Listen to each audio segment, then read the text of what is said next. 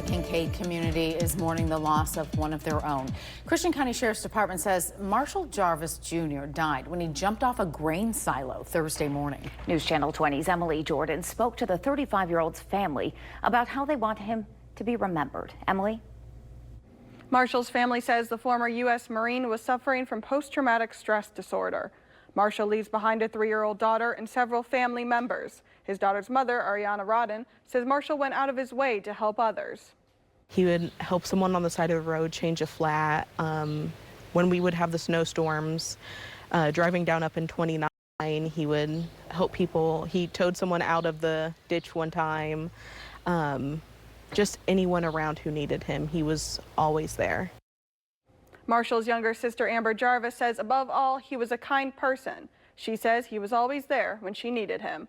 Now Marshall's family says they want to make sure nobody else goes through what Marshall did and are calling for better mental health resources for veterans. I'm Emily Jordan. Back to you. Thanks, Emily. Now, coming up tonight at 6, Marshall's family is getting the word out about mental health resources for veterans. The Kincaid community is mourning the loss of a former Marine after Christian County Sheriff's Office says Marshall Jarvis Jr. died when he jumped off a grain silo. This happened Thursday morning. News Channel 20's Emily Jordan spoke to the family, who says Marshall didn't get the help he needed. Emily? I spoke to several of Marshall Jarvis Jr.'s family members who say there should be more mental health resources for veterans. Marshall Jarvis Jr.'s truck sits empty in his family's home, while his family still reels from his passing. Trying to take it day by day. Still trying to wrap our heads around it. It feels real. I mean, we saw him today. So it's real, but it hasn't hit yet. 35-year-old was a former U.S. Marine. Before his death, Marshall's family says he was suffering from post-traumatic stress disorder. His mother, Ruth Jarvis, says they tried to get him help. Marshall leaves behind a 3-year-old daughter. Co-parent Ariana Rodden says she knew Marshall was struggling.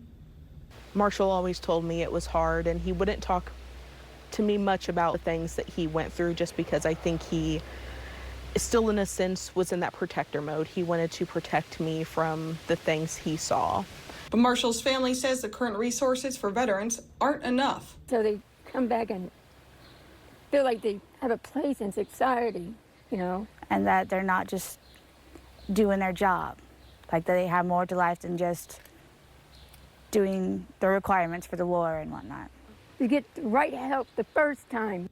Ruth says Marshall visited several hospitals and had spoken to a counselor before his death. They even leave the military. They should have some form of counseling to help.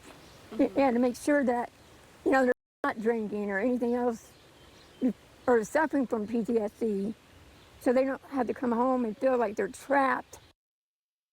Marshall's family are calling for better mental health resources for veterans.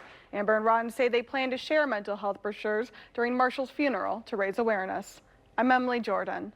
Back to you. Thanks, Emily. Now, we have reached out to Veterans Affairs for a response to the family's concerns. They can't comment due to patient confidentiality, but they do say they offer a 24-hour crisis hotline. If you or a loved one needs help, dial 988, then press 1.